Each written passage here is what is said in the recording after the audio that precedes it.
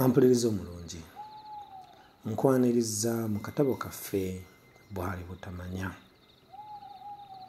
Kasunsa oluvannyuma lw'okwemulugunya ng'ensimbi bwe zaali zimukulungutanya, munne Kiraza yamuwaaga embagirawo era okwo kwe kwali okubeera ng'asisinkana omusawo omu gwe yamulagirira nti yali ajja kumuwa akadagala k'okunyweza ensimbi ate amuwe n'emikisa.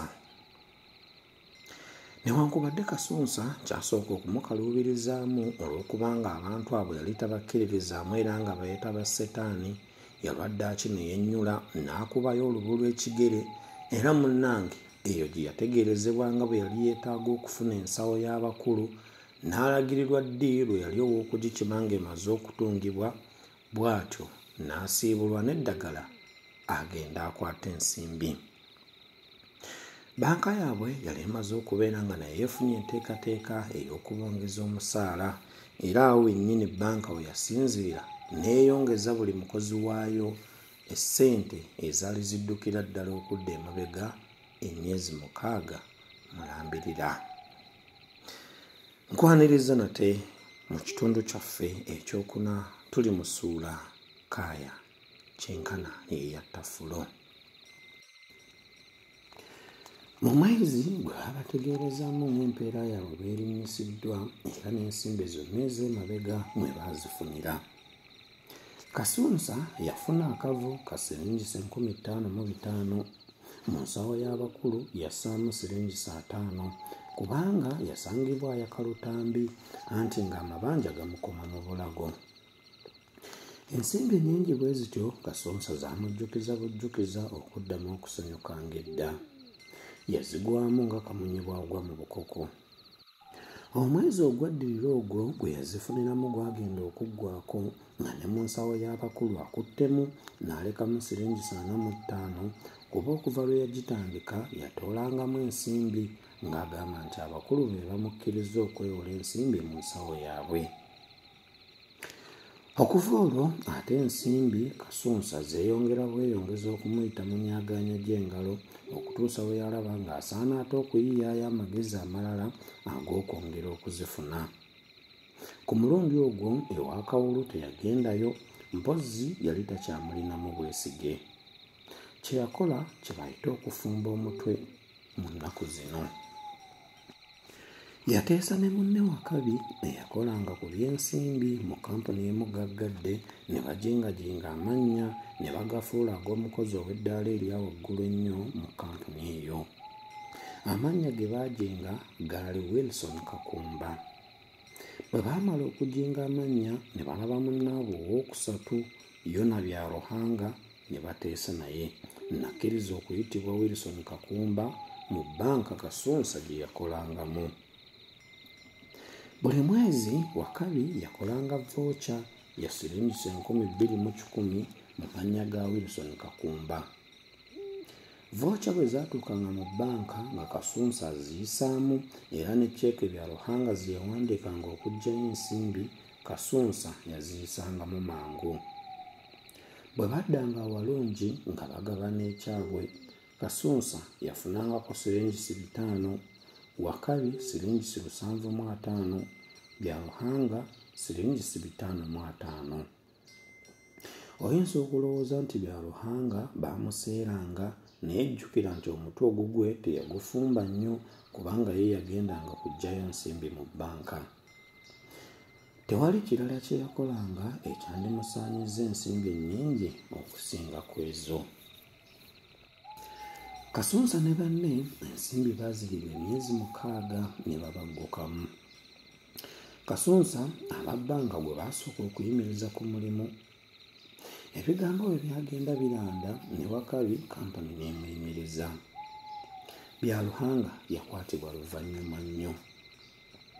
Kkooti bwe yamala okuwa ekiragiro ky'okussa abantu abo bonna mu mitayimbwa nga balinda okuwozesebwa, munnamateeka eyali asinga obwatiikirivu mu kuwolereza ababbi n'abakumpanya n'abeeyimirira nga buli omu ataddewo akakalu ka siringi 10,000. Ekiseera omusango kye gwamala nga tegunnawulirwa, Kasunsa mpozzi ne banne kyamukola bulungi. yafuba mu buli ngeri yonna gye yasobola okweyambula essangi ddene bwe lityo. Baamuzigirira omusawo gwe baali batenda okuba kkungwa mu kuloga emisango eyayitibwanga Kirikunjovu. Kirikunjovu Kasunsa yamuwa eddagala lya ngeri nnya. Erisooka lyali lya kunyookeza ku lujjo enkya n'eggulo nga bw'alaamiriza nti, "Abanvunaana mwenna mbawunise, nze sirina musango, munveeko." Eddala lyali lyakufuuyira mu mmindi ey'emitwe esatu era nga bw'alaamiriza mu ngeri eri gye mmaze okwogera. Eri engeri ey'okusatu lyali lyakusenya kati ke yamuwa. Eryokuna yalimuweera mu kattu katono nga kasibe mu caayi nga bw'amugamba nti, "Bw'obanga ogenda okuwoza ng'ettu lino olisaanikira mu bibbo ng'olaamiriza nti, 'Bannange ngenze kuwoza nammwe ndese mbasibye, bwe mutannyambe kusinga musango guno tewali anaabasumulula mu nvuba mwe mbalese.'" Okubaawuliriza kwatwala wiiki endala 2 omusango ne gutandika okuwozebwa mu kkooti. Gwawozebwa mu nnaku 3, omulamuzi n'agutemula nga wayiseewo ennaku 4, nga ku basibe bonna abasatu tekuli n'omu gwe yejjeereza. Ku olwo lwe gwasalibwa, mikwano gya Kasunsa ne baganzi be n'ab'abasibe banne kkooti baagijjuza, abantu abalala ne babula we batuula. Omulamuzi omusango yagusaza kambe koogi nnyo kubanga Kasunsa yamusiba emyaka 3, wakabi 2 n'ekitundu, bya Ruhanga 2. Oyo yamwongererako n'ekivumo nti, "Gwe wali muwudde wa ngeri ki okugendanga mu bbanka n'ogabana ensimbi z'otakoleredde?" Newankubadde ng'amakomera gagenderera kugolola abantu ababa bakyamye, naye Kasunsa yagaana okugolokoka. Bwe yava mu kkomera yeeyongera kwonooneka. Teyaddamu kukola mulimu gwa mpeere mugasa, ate yatandikira ddala okubba nga buli kantu kaasangiriza nga tekaliiko akuuma. Omulimu gwa Kasunsa ogumanyiddwa ennyo gwa kunywa mwenge. Asinga kwagala kunywa ngooli n'ekkwete. Lwanywa ennyo n'agwa mu kkubo, abamumanyi naddala abanywambogo bamusitula ne bamuzza ebbali w'ekkubo, ab'ebidduka baleme kumulinnya. Empewo z'ekiro bwe zimufuuwako omwenge ne gumuggwaako, olwo n'abambagga okudda gy'asula. Kasunsa abantu abamu bamuyita mulalu, abalala bamuyita muzoole kubanga takyamanyi biswaza. Oluusi afuuyisa mu ngoye ze ng'atamidde era waliwo lwazipamamu. Bw'atandika okuwemula, abantu balamu badduka buddusi. Ekiri ku Kasunsa kye kiri ne ku batamiivu abalala bangi bawaddanga nga ye. Kasunsa engoye ayambala zigubye ate nga nsensufu, naye ng'ensimbi ezigula omwenge zo tezimubula. Bw'akola akalimu akasiringi singa 3 ne bazimukwasa, n'olaba bw'asagambiza ng'ategeeza banne nga bw'agenda okunywa ku kawugulalo. Lubega omusomo gwe yagumala mu myaka 3 n'akomawo mu nsi y'aboowe ng'alina ebbaluwa ezikakasa nga bw'ali omukugu mu by'okubala n'okutereka ensimbi. Eby'okufa kwa Flo yajja abimanyi, naye ng'olumba olwamutta talumanyi. Olwo lwe lugambo lwe baasooka okumuwa nga yakalinnya ekigere ku ttaka lya Uganda. Tewali kya muwendo ng'omuntu okukuguka mu mulimu ogugasa abantu ate nga mwagazi wa kukola. Lubega yagenda okutuuka mu Uganda nga waliwo kampani 3 gaggadde ezaali zimuyita okumuwa omulimu ogw'obubazi bw'ensimbi. Bwe yeebuuza ku banne abaali bamanyi obulungi kampani ezo, ne bamwawulirako eyali esinga okuba ku musingi omunywevu. Eyo gye yasalawo okukoleramu.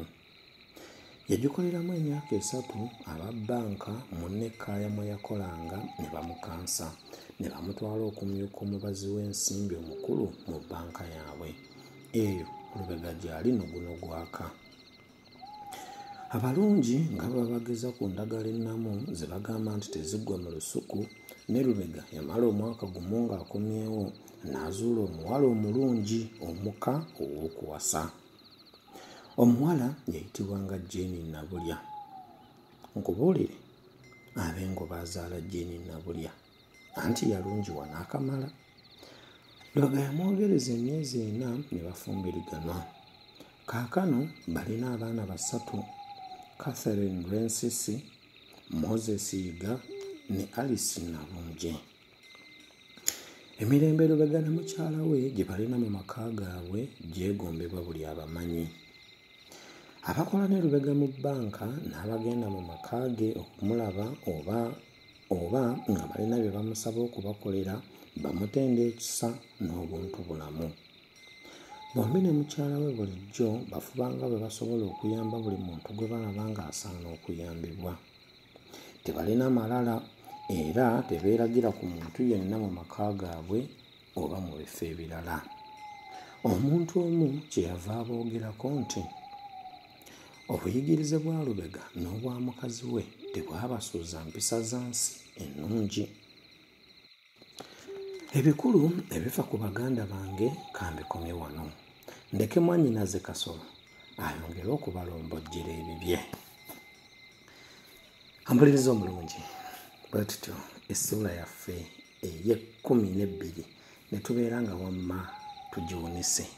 Nzikiriza tujja kusinziira awo Mukama bw'anaaba atuwaddeyo akakisa twambalagane n'essuula ey'13 wamma tulabe Kasolo ki kyanaaba atusoosooteredde. Akuume atakuumira mpeera.